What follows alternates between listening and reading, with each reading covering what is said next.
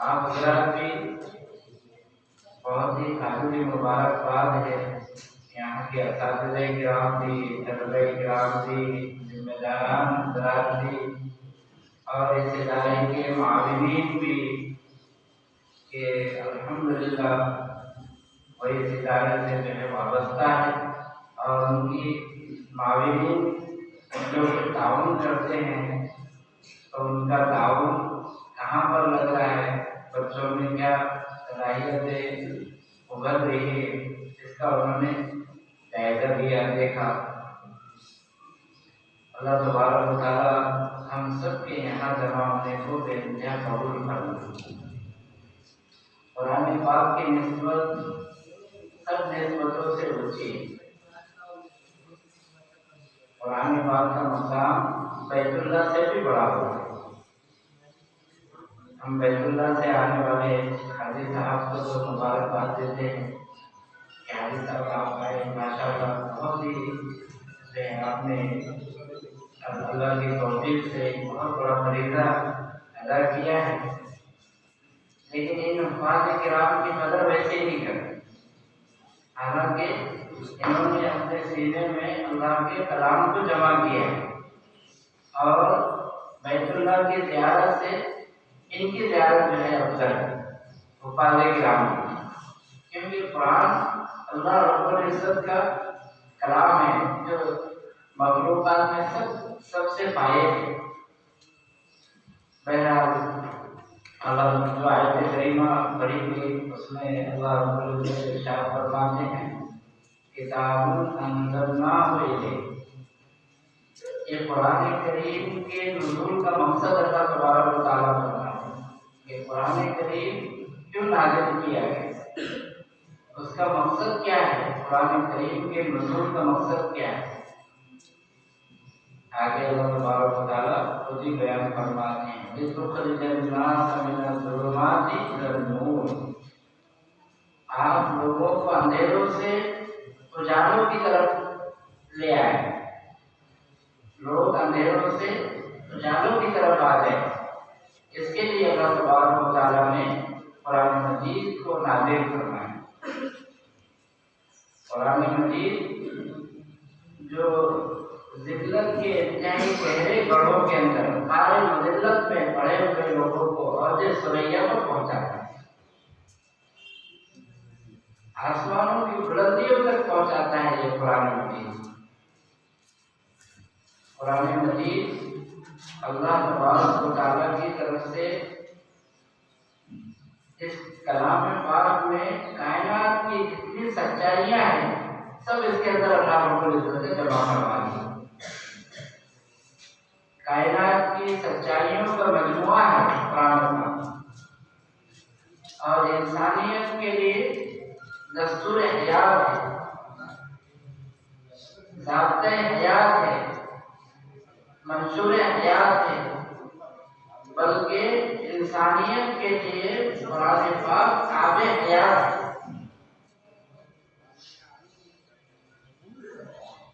اسی لیے قرآن کریم اللہ تبارک و تعالیٰ کی طرف سے رحمتوں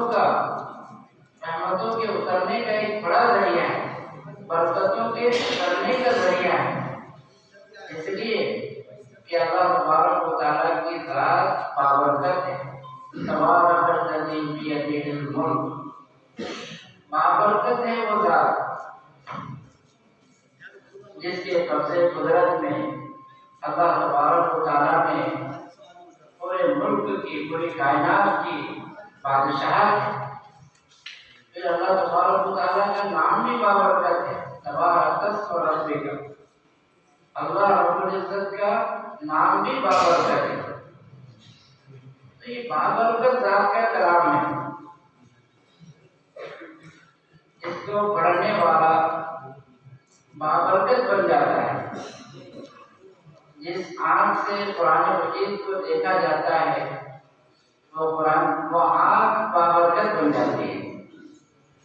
جن ہاتھوں میں قرآن پاک کو لیا جاتا ہے وہ ہاتھ بابرکت بن جاتے ہیں۔ جن کانوں سے قرآن مجید کو سنا جاتا ہے وہ کان بابرکت بن جاتے ہیں۔ زبانوں سے قرآن پاک پڑھا جاتا ہے وہ زبانیں بابرکت بن جاتی ہیں۔ مسجد نبوی میں ایک مدرس صاحب، ایک معلم صاحب اور بچوں کو قرآن پاک پڑھایا کرتے تھے۔ تو اللہ پاک نے ان معلم صاحب کو یہ خوبی دی تھی کہ ان کے منہ سے ہمیشہ خوشبو آیا کرتی تھی۔ شاگرد اور پاس میں بیٹھنے والے اس کو محسوس کرتے تھے۔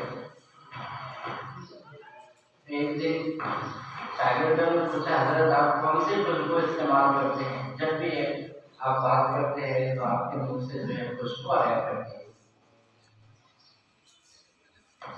تو وہ بات کو جو ہے ٹال جاتے تھے۔ ایک مرتبہ شاگردوں نے اصرار کیا، نہیں حضرت آج آپ کو بتانے پڑے گا کون سی خوشبو استعمال کریں۔ پھر انہوں نے راز کو کھولا کہ بات یہ ہے کہ ایک رات میں سویا تھا، اللہ کے نبی صلی اللہ علیہ وسلم کی میں نے خواب میں زیارت کی۔ اللہ کے نبی صلی اللہ علیہ وسلم نے فرمایا، ان کا نام حضرت عاصم رحمۃ اللہ علیہ، فرمایا کہ عاصم تم میری مسجد میں بچوں کو قرآن پڑھاتے ہو اور بہت پیارا قرآن پڑھتے ہو، لاؤ میں تمہارے لبوں کو جو ہے بوسہ دوں۔ جس دن سے نبی پاک صلی اللہ علیہ وسلم نے میرے لبوں کو بوسہ دیا اس دن سے یہ خوشبو برابر ہے۔ اور حدیث پاک میں اللہ کے نبی صلی اللہ علیہ وسلم ارشاد فرماتے ہیں کہ اللہ پاک قرآن پڑھنے والے کی قرآن کو اتنی توجہ سے سنتے ہیں، اتنی توجہ سے سنتے ہیں جتنا کہ ایک شخص اس سے کہیں زیادہ توجہ سے سنتے ہیں، جتنا کہ ایک شخص جو ہے گانے والی عورت کی گانے کو توجہ سے سنتا ہے، اس سے بھی کہیں زیادہ اللہ پاک قرآن پاک کے پڑھنے والوں کی قرأت کو جو ہے سنتے ہیں۔ اور فرشتے جب قرآن پاک کی تلاوت ہوتی ہے تو فرشتے قاری سے بالکل قریب ہوتے جاتے ہیں، اتنی قریب ہوتے ہیں، اتنی قریب ہوتے ہیں کہ وہ قاری قرآن کے جو قرآن مجید پڑھنے والا ہوتا ہے اس کے لبوں پر اپنے لبوں کو رکھتے تھے، گویا اس کے لبوں کو جو ہے بوسہ دیتے ہیں۔ فرشتوں کو قرآن پاک پڑھنے کی قدرت حاصل نہیں، صرف حضرت جبریل نبی علیہ السلام ہی قرآن پاک پڑھا کرتے تھے، لایا بھی کرتے تھے اور حضرت نبی کریم صلی اللہ علیہ وسلم کے ساتھ تلاوت بھی فرمایا۔ تو جو چیز اپنے پاس نہ ہو، سامنے والے کے پاس وہ بھی ہو تو وہ اچھی لگتی ہے، اس لیے فرشتوں کو بھی جو ہے قرآن پاک پڑھنا بہت اچھا لگتا ہے۔ قرآن پاک کی تلاوت اللہ کی رحمتوں کو، برکتوں کو اس طرح سے اپنی طرف کھینچتی ہے جیسے کہ مقناطیس لوہے کو اپنی طرف کھینچتا ہے۔ جہاں قرآن پاک کی تلاوت ہوتی ہے وہاں پر اللہ کی رحمتیں جو ہے چمچم برستی ہیں، جیسے بارش کے قطرے برستے ہیں، وہاں پر اللہ کی رحمتیں اس طریقے سے برستی ہیں، مطلب بارش کی طرح۔ قرآن پاک میں اللہ تبارک و تعالی ارشاد فرماتے ہیں، اذا قرئ القرآن فاستمعوا له وانصتوا لعلكم ترحمون۔ جہاں پر بھی تلاوت ہوگی وہاں اللہ کی رحمت پر نزول ہوتا ہے۔ آج جو ہے ہمارا سارا گھر پریشان ہوتا ہے، ہمارے وقت میں برکت نہیں، ہماری صحت میں برکت نہیں، ہماری روزی میں برکت نہیں۔ اس کی اصل وجہ کیا ہے کہ ہم قرآن پاک کی تلاوت سے بہت دور ہیں۔ قرآن پاک کی تلاوت ہماری زندگیوں سے نکل گئی، اس کے بجائے روزی کے لیے ہم عاملوں کے چکر لگاتے ہیں کہ کسی نے کچھ کر دیا، دکان نہیں چلتی، ہمارا کاروبار نہیں چلتے، ہماری روزی میں برکت نہیں۔ ہم اپنے اپنی زندگیوں کا جائزہ لے، غور کرے کہ ہم نے کچھ جو ہے قرآن پاک جو برکت والی چیزیں تھیں اس کو جو ہے چھوڑ دی۔ حضرت مولانا استاد نے صاحب بولتا تھا، ابھی انہوں نے سب اساتذہ کرام کو اور طلبا کو مکلف کیا کہ روزانہ ایک پارے کی تلاوت کرے کلاس میں، اور مہینے کے آخر میں 1 تاریخ سے لے کر 20 تاریخ تک ایک قرآن مجید مکمل ہو۔ جامعہ میں اساتذہ وغیرہ ہے تو 600 قرآن ماہانہ ہوتے ہیں۔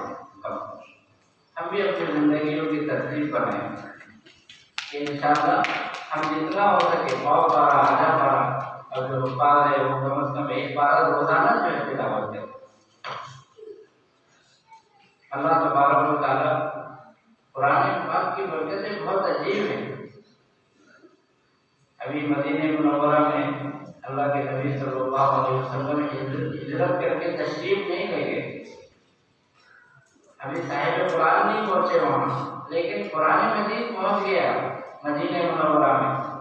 مدینے والوں نے اللہ کے رسول صلی اللہ علیہ وسلم سے درخواست کی کہ آپ کوئی معلم بھیجیں جو ہم کو قرآن پاک سکھائے۔ چند لوگ ابھی ایمان قبول کیے تھے۔ حضرت مصعب بن عمیر رضی اللہ تعالیٰ عنہ مدینہ منورہ میں تشریف لے گئے، اور وہ قرآن پاک جو مسلمان ہوئے تھے ان کو سکھاتے تھے، لیکن جو ان کے پاس بیٹھتا تھا قرآن پاک سنتا تھا وہ ایمان قبول کرتا تھا، جو سنتا تھا وہ ایمان قبول کرتا تھا۔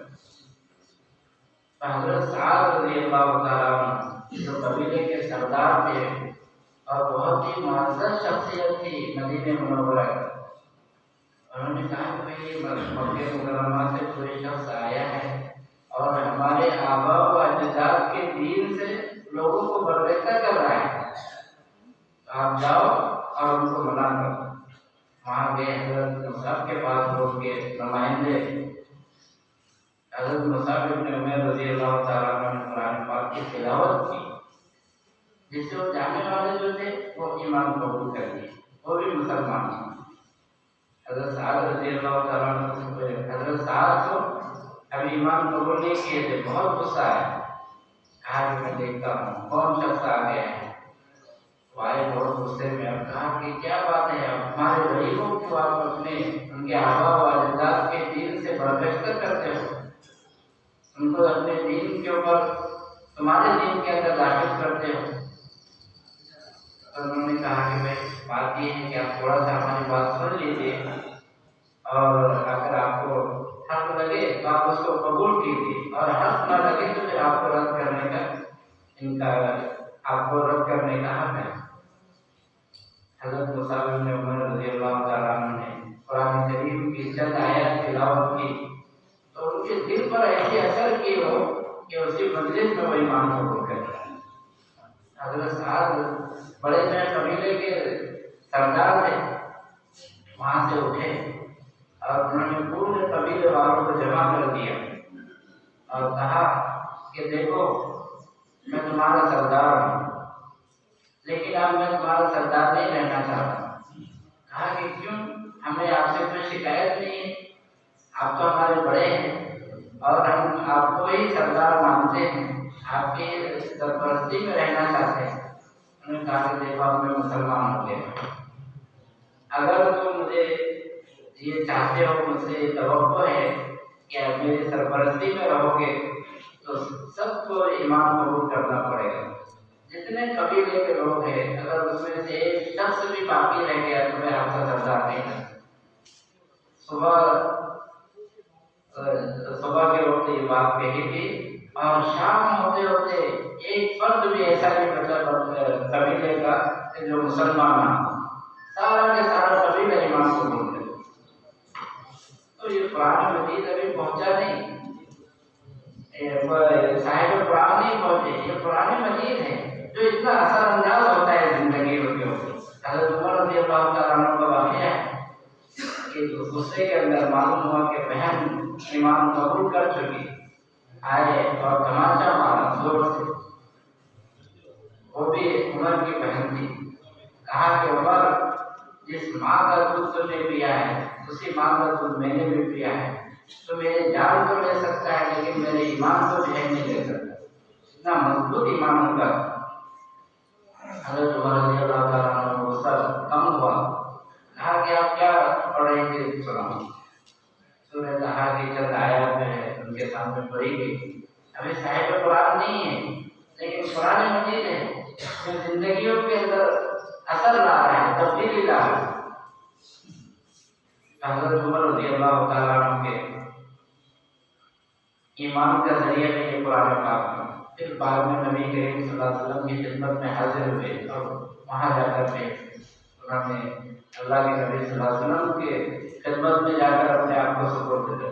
نجاشی کے دربار میں ابھی صاحب قرآن نہیں پہنچے لیکن قرآن کریم کی تلاوت کی گئی، وہاں قرآن پاک نے اپنا اثر دکھایا۔ تو آج جو حالات ہیں ہم قرآن پاک سے جو ہے کوسوں دور ہیں، اور قرآن پاک جو ہے یہی ایک ایسی چیز ہے جو انسان کو ذلت کے گڑھوں سے نکال کر آسمان کی بلندیوں تک جو ہے پہنچانے والا ہے۔ ایک واقعہ ہے، سلام بن جبیر ایک یہودی جو ملک شام گئے تھے تجارت کے لیے، وہاں انہوں نے اپنا تجارتی سامان خرید لیا اور آخر میں جب واپس ہونے لگے تو دیکھا کہ ایک چھوٹا سا بچہ ہے، معصوم بچہ ہے، اور وہ بھی جو ہے بطور غلام کے بک رہا ہے۔ انہوں نے اس کو دیکھا تو نہ اس کی صورت اچھی تھی نہ عقل اچھی لگتی تھی، دبلا پتلا بچہ، لیکن کہا کہ جب اب جانا ہے تو کم داموں میں بک رہا ہے، اس کو لے لو۔ شام سے لے کر مدینہ منورہ راستے میں پڑتا ہے، وہاں پر کچھ کا وہاں اپنا تجارت کے سامان جتنا تھا وہ 2 دن میں اس کا بک گیا سامان۔ ابھی بچہ تھا، اس کو کوئی لینے کے لیے تیار ہی نہیں تھا، چھوٹے بچے تھے۔ تو وہاں مدینہ منورہ میں جب اس کا سامان بک گیا تو اس کو بہت غصہ آیا کہ اس کو لے کر کہاں جائیں گے، چھوٹے بچے کو ہم نے خرید لیا، بڑی ضرورت تھی کی۔ تو اس کو کہتا تھا تم یہیں کھڑے رہو دن بھر دھوپ کے اندر، کوئی بھی آئے گا اور تم کو جو ہے دیکھے گا، جو بھی دام آئیں گے میں بیچ دوں۔ وہ بچہ دن بھر دھوپ میں کھڑا رہتا، 1 دن ہو گیا، 2 دن ہو گیا، پھر تیسرا دن آیا تو ایک بچی، نوجوان بچی تھی، اس نے دیکھا کہ ایک چھوٹا سا بچہ ہے جو بطور غلام کے بکنے کے لیے وہاں کھڑا ہے۔ تو اس بچی نے اس کو رحم آ گیا، دل میں ہمدردی آ گئی۔ اس نے اس بچے کو کے مالک جو ہے سلام بن جبیر سے بات کی تو اس نے بہت کم دام بتایا، کہا کہ ویسے بچے سے جو ہے میری جان چھوٹے، اگر میں اس کو ساتھ میں لے کر جاتا ہوں تو اس کو راستے بھر میں سواری پر سوار بھی کرنا پڑے گا اور پھر اس کو کھلانا پلانا بھی پڑے گا، اس لیے جتنا دام آ رہا ہے بیچ دو۔ تو اس نے کم دام کے اندر اس کو بیچ دیا۔ اور وہ مدینہ منورہ میں چرچے ہونے لگے کہ ایک نوجوان بچی ہے جس نے ایک بچے کے ساتھ، غلام بچے کے ساتھ ہمدردی کر کے اس کو خرید کیا۔ تو وہاں پر ملک شام سے ایک نوجوان آئے تھے، عرب نوجوان، مکہ مکرمہ کے رہنے والے۔ ان کو معلوم ہوا کہ بچی ایسی ہمدرد ہے تو انہوں نے اس بچی کے پاس اپنا پیغام بھیج دیا رشتہ۔ بچی بھی نوجوان تھی اور یہ بھی بچہ نوجوان تھا، تو انہوں دونوں کی شادی ہو گئی۔ شادی ہونے کے بعد پھر وہاں مدینہ منورہ میں رہے اور پھر وہ نوجوان اپنی اس دلہن کو لے کر مکہ مکرمہ آئے۔ مکہ مکرمہ میں وہاں رہنے لگے تو ان کے دوست تھے حضرت عثمان بن عفان رضی اللہ عنہ، جو اس نوجوان کے جن کا نام ابو حذیفہ تھا، ان کے دوست بن گئے، دوست تھے پہلے سے۔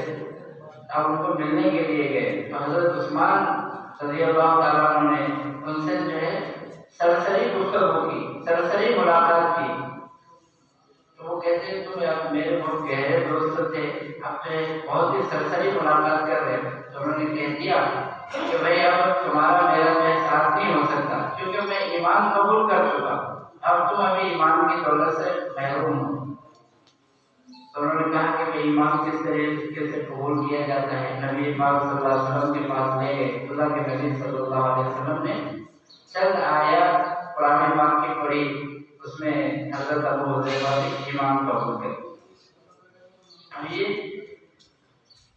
بچہ بھی گھر آئے، پھر انہوں نے اپنی اہلیہ کو بتایا، جن کا وہ بچی جو تھی اس کا نام سبیتا تھا، تو وہ سبیتا بچی اور یہ حضرت حذیفہ رضی اللہ تعالیٰ اور وہ بچہ، انہوں نے جو ہے گھر پہ تو حضرت حذیفہ اللہ کے نبی صلی اللہ علیہ وسلم کی خدمت میں ایمان قبول کر چکے تھے۔ اب یہ گھر پر آئے تو دونوں کو بتایا تو یہ دونوں بھی مسلمان تھے۔ اللہ کے نبی صلی اللہ علیہ وسلم نے ایک مرتبہ ارشاد فرمایا کہ وہ جو غلام کو آزاد کرے اس کے لیے اتنا ثواب ہے۔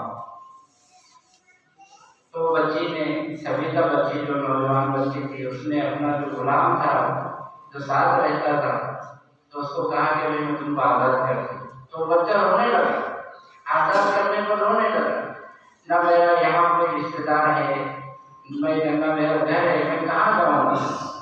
تو حضرت حذیفہ نے ان کو اپنا مولا بیٹا بنا لیا، اسی لیے سالم، وہ بچے کا نام سالم تھا، سالم مولا حذیفہ بن گیا۔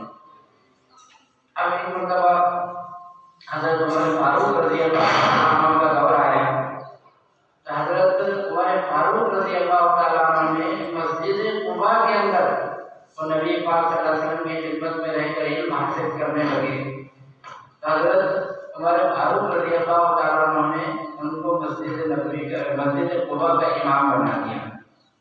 حضرت عمر رضی اللہ تعالیٰ عنہ میں جایا کرتے تھے امیر المومنین، اور وہ بھی مسجد قباء میں ان کے پیچھے امامت کرتے تھے، ان کے پیچھے نماز ادا کیا کرتے تھے۔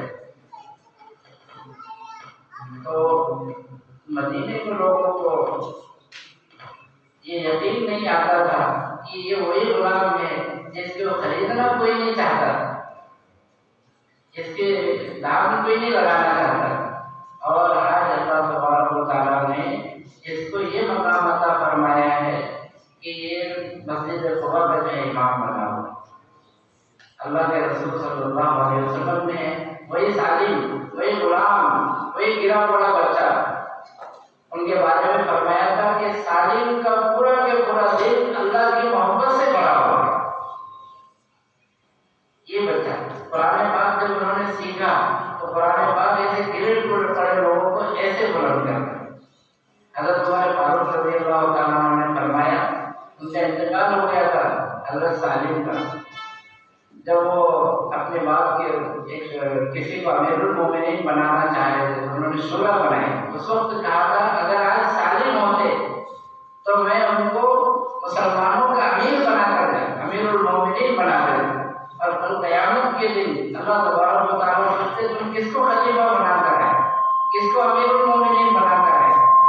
تو میں کہتا کہ میں نے ایسے شخص کو امیر المومنین بنایا جن کے بارے میں اللہ کے نبی صلی اللہ علیہ وسلم نے فرمایا کہ اس کا پورا کا پورا دل اللہ کی محبت سے بھرا ہوگا۔